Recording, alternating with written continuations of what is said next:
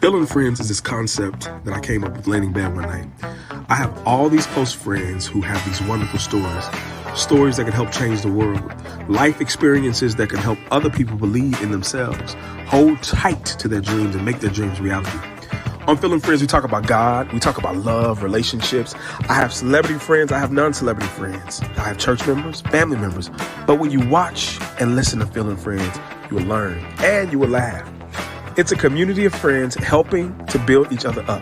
So tune in to Feeling Friends every Sunday on WHCR 90.3 FM, or you can catch me on YouTube at Feeling Friends Radio. All right, I'll see you there.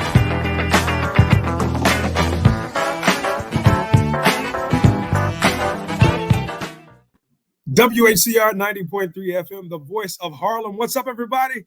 I'm back. It's me, Phil, and friends looking like Frederick Douglass. I'm so happy that you guys could be a part of my show. I'm so grateful. Listen, the studio has been shut down due to COVID, monkeypox, and all this stuff going on in New York City, but I'm so happy to bring you live entertainment here. Listen, I've got a great friend here in the studio with me today, Teneille Gibson. I've been knowing Teneille for a long, long time, and she is an 11-time Emmy Award winner. Not a nominee, but an actual winner. And she got the, I want one. I tell her all the time, Teneille, I got to get an Emmy. I got to get an Emmy. She always tells me, Phil, you'll get one. You'll get one day. You'll be like me. No, I'm just kidding. She's so humble. So I want to go ahead and bring her in the studio. My friend, Teneille Gibson. Teneille. Hi. Hey, friend. How are you? Good. Thanks for having me. This is like that intro got me pumped up. Listen, I am so grateful to have you. I've been knowing you since I was a freshman, because you're a year ahead of me. Yeah. At Clark Atlanta University. So just go ahead and just tell the people who you are. My name's Teneille, and I'm a producer, a news producer. I think is the quickest way to describe who I am. Storyteller, visual storyteller. Yes.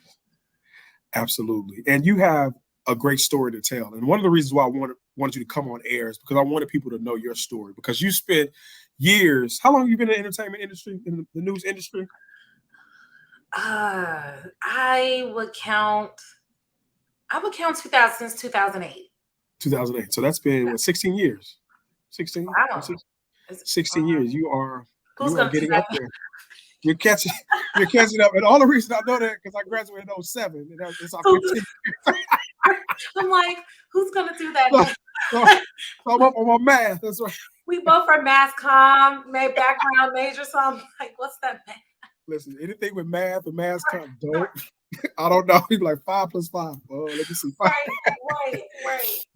Well, I want to start with your background because you grew up in Chicago, and I know you have a very loving family. So go ahead and tell us, what was that family like? That background for you growing up in Chicago. Gosh, born and raised in Chicago. Chicago means so much to me. My parents, my mom is a retired librarian. My dad is a retired teacher. So I'm from the South Side. So I grew up with lots of books and just, my dad taught drafting. So he was into architecture and blueprints. And so, reading and being creative was like my childhood. And I also just feel like I had such a Black experience growing up on the South Side of Chicago. It kind of breaks my heart when I see how Chicago is portrayed right now. For people who might not be familiar, they look at it with, the crime and different things that happen. But I'm like, the city is so much more than that. And that's not the Chicago. I mean, there was crime then, but like I said, I'm inspired by my family and just the very Black and inspirational childhood I had. And it's so important that Blackness. And I think that my soul goal is dripping, y'all. Excuse me. The Blackness of who we are, I think that brought us to Clark Atlanta University. Can you talk more about that Blackness and that desire to know who you are and so that you can have a brighter future? What did that mean to you? Yeah, it wasn't, there's like a 12 and 14 year gap between me and my siblings. And so, when I was 5 years old. Oh, you would have loved baby. Yeah, like surprise. You're not done yet. So, you know, when we dropped my sister attended Clark Atlanta, and when we dropped her off, I was 5 years old. That was the first year that Clark College, and that it was Clark Atlanta. You know, it was she applied to Clark College, and when she arrived that fall, it was Clark Atlanta. Right. So, you know, even that experience from a young age, all I knew was HBCUs. We dropping my brother and sister. My brother went to Morehouse. So Did it's he? like, I didn't know that. yeah. So it's like, you know, we're dropping them off in Atlanta. And so, of course, when it was time for me to start applying to colleges, to be rebellious, I'm like, oh, I'm going to go to Howard. I still knew I wanted to go to HBCU, but I'm like, I'm going to do something different because my sister-in-law went to Clark, my brother-in-law went, like, it was just everybody in the AUC. I'm like, I'm going to do something different, but I still ended up at Clark. Clark, CAU. And we're so happy you did. I know, when I look back, it's like the things we used to be stressed over our senior year in high school. Like, small now. Small. Everything is mediocre back then, you know, minuscule. Well, let's talk about this experience for Clark Atlanta. Yeah. Your sister, your older siblings had the AUC experience. What was that experience like for you when you went? You know, somebody's watching this right now. Some young child is watching this who's looking up to you like, oh, I think I may go because Teneille went. What was that experience like for you?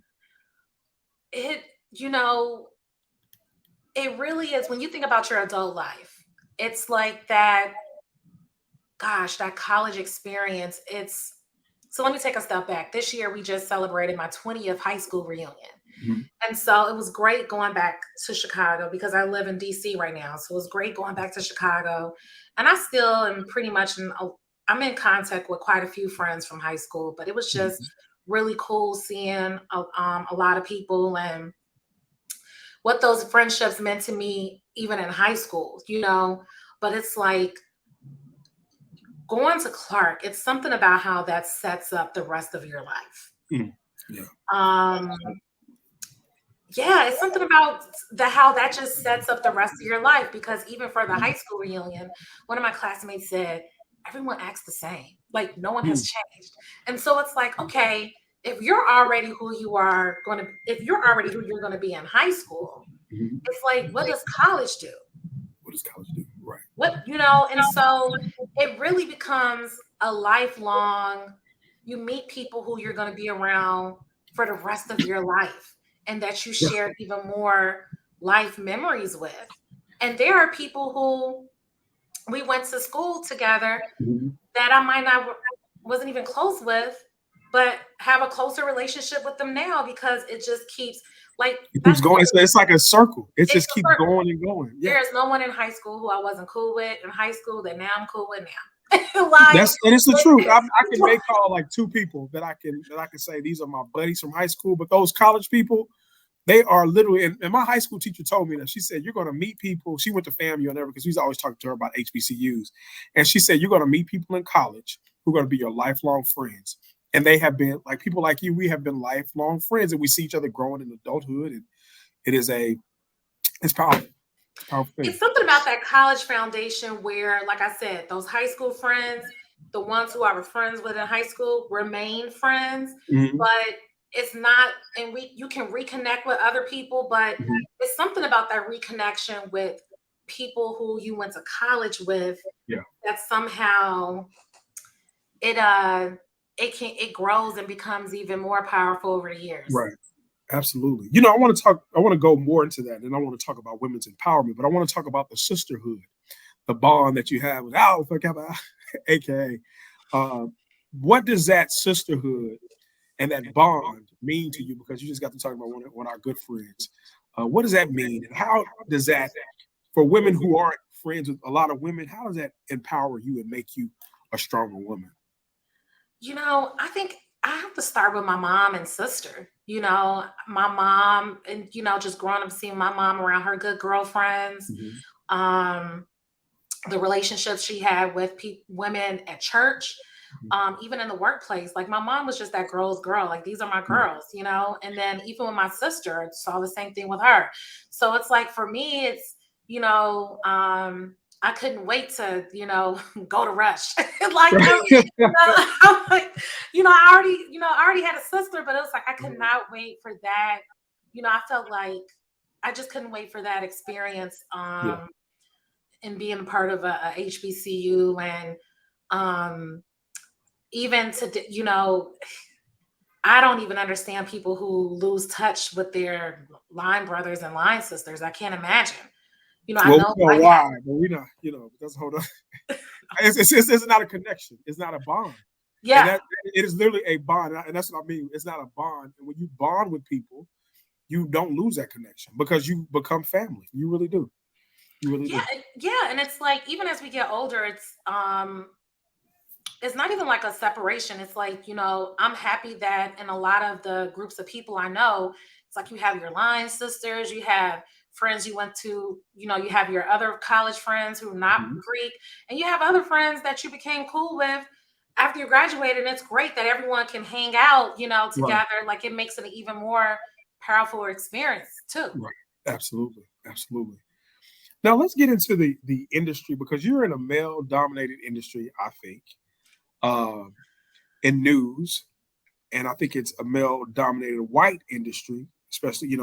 What does it mean to be a woman of color, to come in and break the glass ceiling, so to speak? Because you've done that, Teneille. If you move to the left a little bit, move to the right, to the left. You see all of Emmys back there? Oh my gosh. I felt myself slumping over, and I'm like, really? No. Emmys are back there.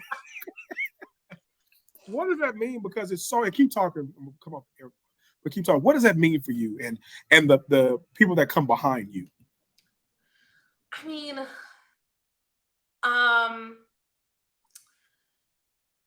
yes, the numbers support that news is still predominantly white and male.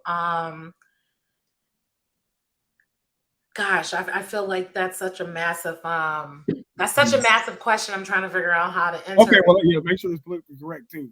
Yeah, right. I'm trying to figure out how to be. I'll start. But it's the truth, though. We have tons of friends who work in the industry, and that's just not news. That's Hollywood. That's everything. Radio and all kind of things. TV is such a powerful medium. It's such a powerful medium. And so for me, I wanted to enter TV I wanted to be an anchor and reporter at first. That's what I saw, because my parents were older. They had me older, we talked about that. So it's like, what did my parents do? They watched the news. So watch the news. Right. So here I am watching, 2020, we watching Tom Brokaw. Right. At 7 years old. Right. I'm not watching Nickelodeon. I'm watching the news, and so it's, and growing up, news in Chicago is the Midwest. It's not Hollywood. It's not the East Coast. So the news is like, it's just, everyone looks so good, on the TV. And, so I'm like, I want to do this. And I can remember the Black anchors that I was inspired by, in Chicago. It was Robin Robinson on Fox Chicago. You had Cheryl Burton on ABC, Diane Barnes on ABC, and I came across Marion Brooks at NBC. And just from a nerdy habit, I would look up everyone's bio, and I looked up Marion Brooks' bio one day, and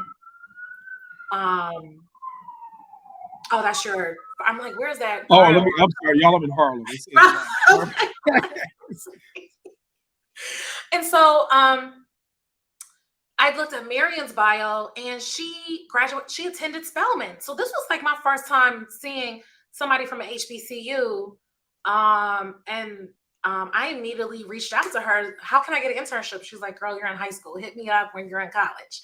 And so I was that's how I was able to get my first internship. And so even from interning with Marion, it's like, okay, once I got in the newsroom, at the time, the news director was a Black woman. And then as I started getting more exposed with news, I wanted to become a storyteller. And that's where you really start to get into where what's behind, who's telling the stories. That's where you really get to the power. And what does that mean when you say, not to cut you off, but what does that mean, storyteller, for those people who are listening? What does she mean by storyteller? You know, nowadays it can mean so many different things. You know, like sometimes it can mean anyone can be a storyteller. You know, like we tell stories every day. You know, just telling somebody how your day went. You are telling a story. But within news, you know, we're all journalists. We're all telling different types of stories. And so you have people who write what the anchors read, the news writers. You have reporters who are out in the field. They're reporting on the fire, the day of stories that happen. And then you have another segment of the news where it's like special projects. So it's like the investigative unit, you know, where they spend more time working on a story. And I kind of fall in between right now with my current role, where I'm able to tell like a day of story or work on a project longer. So, and it's because I'm on the digital side because of, you know, I know I'm speeding probably ahead, but news is just totally different from even from the time I started, you know, where it is now. So, but yeah. Absolutely. And that storytelling is important. You go back to that, whoever's telling the story, because you can narrate whatever you want to when you don't look like me. You can just make up some stuff. You can say what you want to about my community and my people, but it's important that you are telling. What's one of your favorite stories that you can think of? That I've worked on? That you worked on? Oh, I would say my project about gentrification and churches. Wow, you got to send me that. That's yeah, good. it I was would love to called post that. Keeping the Faith. It's been a few years, and but basically one day, this is probably one of my favorites because it was enterprise reporting. Basically, it's something that I noticed, and I started doing research and what's going on. But basically, one day on H Street in DC, which is a gentrified neighborhood, but at the time it was still heavily Black. Is that close to Howard in that area? No, it's closer to Union Station. H. Okay, perfect. Yeah. I know there's white people coming out the basement of what I thought was a historical Black church. I'm like, and it was like a Sunday evening. I'm like, what are they doing? You know? And so in a Google search, I found that basically this white minister created a church for the gentrifiers to attend in the neighborhood. And he needed a space. So he asked this Black church, could he use their basement? And they said yes for a number of reasons. One, they needed the extra money because their membership was going down because gentrification, people moving out the neighborhood. And so I pitched the story at work. No one bit. But then a few years later, I got wind that this church was now fighting the historical Black congregation because they asked them, hey, since our membership now is bigger than the few people who attend your 11 o'clock service, can we switch spaces? Can you guys have church service in the basement and we should move to, you know, yeah. And that is some pure, what is it? You got some gall. Right. And so I was able to, you know, from there, you know, unfortunately, the minister, I met with the minister of the church, the gentrifiers. I can't think of a better name to call him.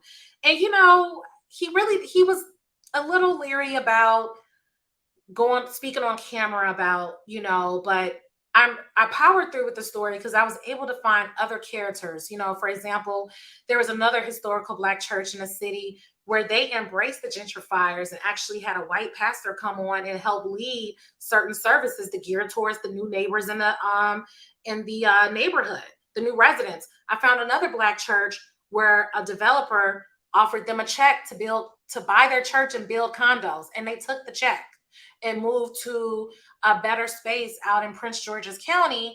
And they also make sure that they send buses back into the city to pick up those members who can't commute to Prince George's County. But they were like, hey, we were willing to move outside the city because the gentrifiers in their neighborhood was complaining, why your choir rehearsal so late, you know, on Wednesday night?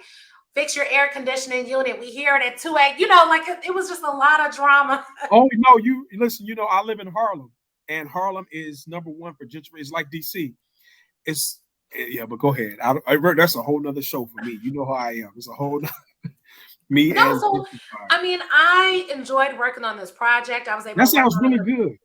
Yeah, and it was just cool talking to these different, and also going back to the original church, which I deemed to be a historical Black church.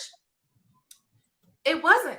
It was white people used to attend that church before they left the city in the Oh the wow. 50s and 60s, and it became Okay. a Black church as the neighborhood church. So it begs the question, like, I mean, who's in the wrong? What is gentrification? What is gentrification? It's just a cycle. Everything is Yeah. cyclical. So is it just going back to? But when you think about Harlem, when Harlem has been Black for about 200 years, it's gentrification. Right. Wait, y'all pushed us out of Lower Manhattan up here. Yeah. Now y'all coming up here pushing us out. Now hold on now, something got to give. So let's talk about, since we're on the topic of church, how does your faith play into your life, and what has that faith meant to you and your trajectory? I mean, it means a lot. I don't, to be honest, I don't know.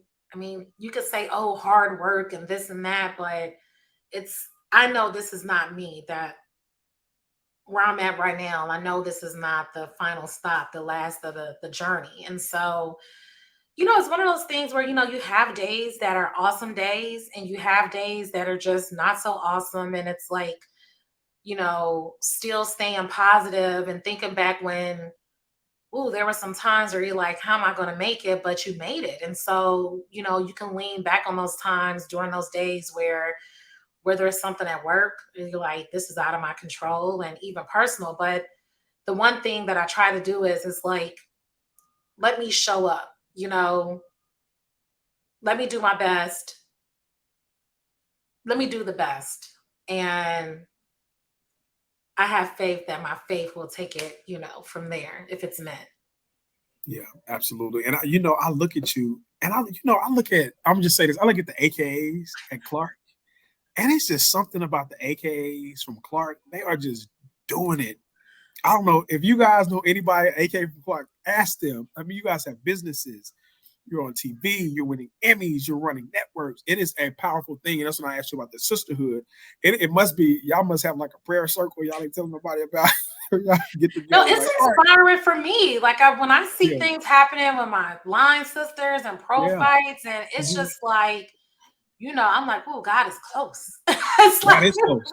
God is close, and God is real. For those that are listening, God is close, and God is. Teneille is a reminder, and I am too, that God is real. Teneille, I want to go, because there's somebody's watching this who's saying, you know what? I'm old. I want to be in news. I don't know what to do. What can I do? What kind of advice would you give to somebody who's watching this saying, I want to be like Teneille, and I just want to just try it, to jump into the news or be in that industry? Yeah. Back in the day, you used to have to start off in a small town and work your way up. And that's just not the case anymore. Mm-hmm. But, news is changing so much because of digital and our devices and streaming. And so I would say it depends on where you're located. If you are, it depends on where you're located. I'll start there. There are a lot of like local newspapers, like even community newspapers that offer opportunities for citizen journalism, to be a part of it. And that way you can learn from professionals, like, just some of the Bible of journalism, At first I was going to say you can try blogging, but blogging is not, journalism. There are rules that we abide by. And thank you for saying that, Teneille. Thank you, because people think this is a radio show. I'm a radio host. I'm not about this whole other issue. But go ahead. There is it's a whole it's a Bible. It's and so I would say start local, like. Starting your community. Trust. There is like a community. It's not as many, but there's, a community newspaper or someone who needs like help. They, and it might not be paid, but that and public access TV, that is another good resource of just getting your hand, just getting your foot in the door. And people watch public access. I do. I will watch. I used to watch it as a kid. Like it had. I I did some with public access in high school. So, you know, these are accessible things. I mean, you pay for it, you pay your taxes. So why not? Why not try to get in there? Yeah. Right. If you could go back to yourself 20 years ago, Oof. what would you tell your younger Teneille Gibson? Would you say it's in the polar bears? That's Right. inside. It's an inside joke we have. What would you tell yourself if you could go back in time? Okay, so 20 years ago, that means I was graduating from high school. You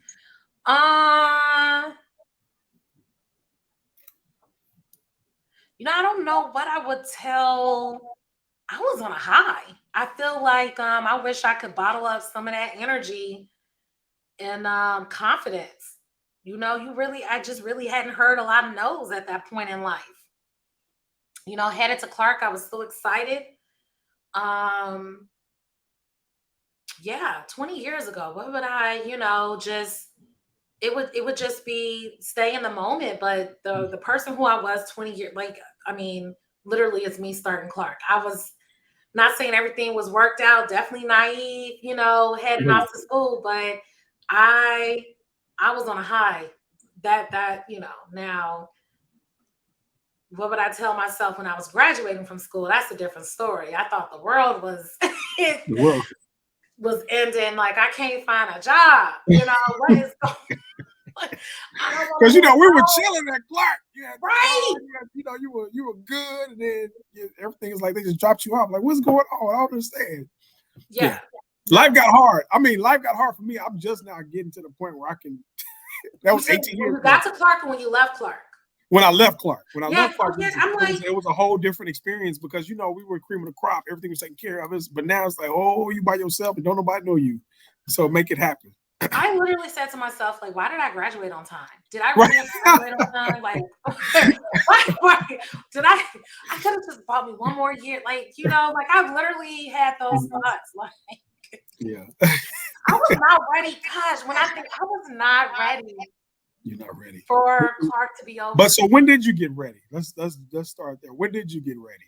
When did it all come to play? When did it come like a full circle moment? When you got that first job at the station, or because I believe you got a job right at like a year later though, today, if I'm not mistaken.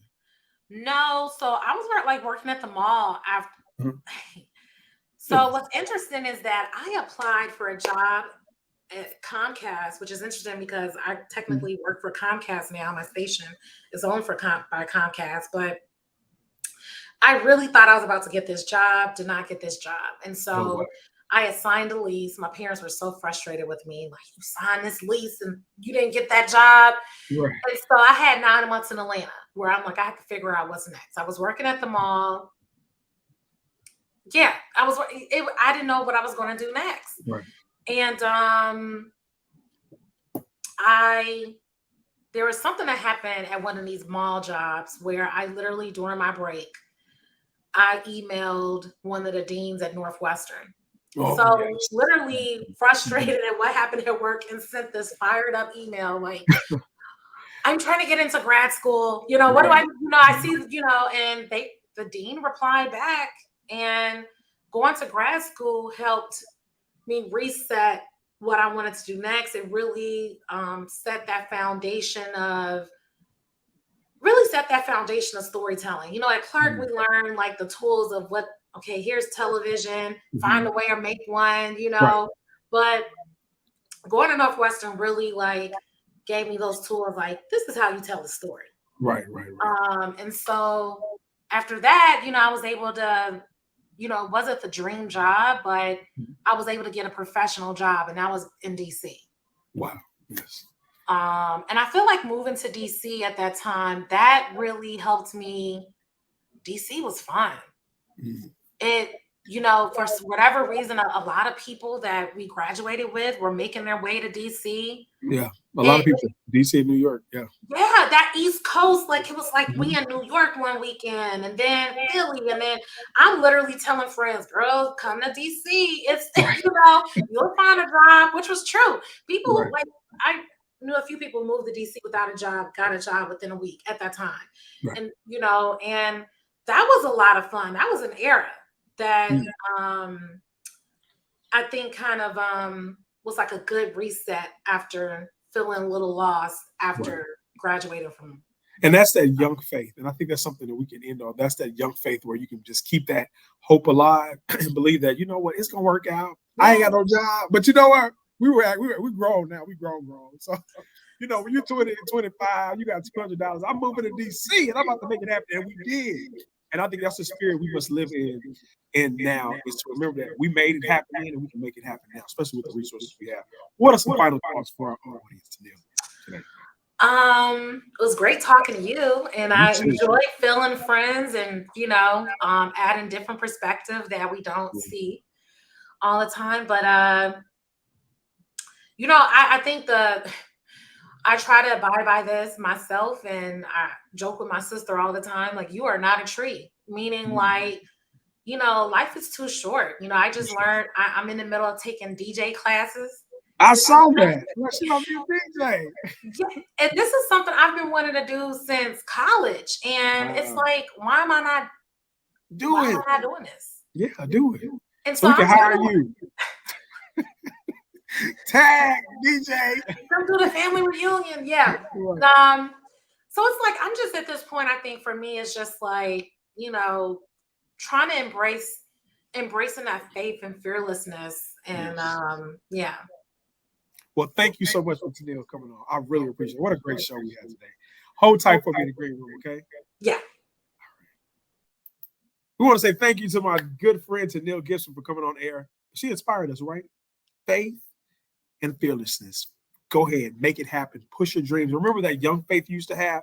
Bring that back into your life today. I'm Philip Anderson. You're listening to Phil and Friends right here on WHCR 90.3 FM, the voice of Harlem. I'll see you next time. Peace.